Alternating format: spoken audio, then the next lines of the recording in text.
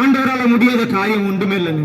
மனுஷன் கைவிடலாங்க, டாக்டர் கைவிடலாங்க, நம்ம சொந்த மதங்க கைவிடலாம், மனைவி கூட நம்மளை விட்டுட்டு நம்ம போயிடுவாங்க. ஆனா ஆண்டவராகிய இயேசு கிறிஸ்து ஒரு நாளும் உங்களை விட மாட்டாருங்க. ஏன் சொல்றேன்னா, நான் இயேசுன்னு சொல்லி கூப்பிட்டேன். ஏன்னு கேட்டீங்கன்னா, நான் இருந்த வார்டுல 24 பேர் பேசிட்டு இருந்தாங்க. என்னோட சேர்த்து 24 பேர், 24 பேருக்கு கேன்சர் நோய், 23 பேருக்கு டீபம் மூலியமா தாங்க எல்லாம் ஆகாரமோ என்ன தவிர. நைட் எழுந்து உட்காந்து பைபிள் முடிச்சு உட்காந்து இருப்பேன். பார்த்தா அப்படியே இருமுவாங்க, ரத்தம் கொட்டும். மறுநாள் காலைல ஐஸ் வாட்டர் கூட்டு போவாங்க, இறந்தாங்கன்னு சொல்லி கூட்டிட்டு வருவாங்க. ஒரே வாரத்துல 9 பேர் படிச்சு போனாங்க. ஒரே வாரம் 9 பேர். என்னால அங்க உட்காந்து சகிச்சிக்க முடியல. ஏன் ஏன் இந்த ஹாஸ்பிட்டல் கொண்டு உட்கார வச்சீங்க, ஏன் இதெல்லாம் பாக்குறதுக்கு அப்படின்னு சொல்லி புலம்பின நாட்கள் உண்டு, அழுத நாட்கள் உண்டு.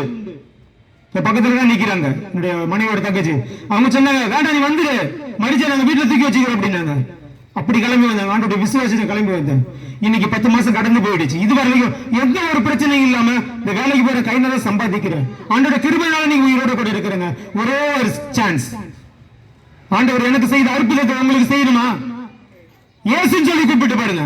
ஒரே ஒரு சான்ஸ் கூப்பிடுங்க. நீங்க எப்படிப்பட்ட வியாதியில இருந்தாலும் சரி, எழுந்து நடக்க முடியலையா, கேன்சர் நோயில இருக்கிறியா, இல்ல பில்லி சுமை கட்டில இருக்கிறியா, எப்படிப்பட்ட வியாதியா இருந்தாலும் சரிங்க, ஒரே ஒரு சான்ஸ் நீங்க கொடுத்து பாருங்க இயேசுக்கு. நீங்க உட்கார்ந்து இருக்க வேற எங்கேயும் ஓட தேவையில்லைங்க. நீங்க உட்கார்ந்து இருக்கிற இடத்துலயே இயேசுன்னு சொல்லி கூப்பிட்டு பாருங்க.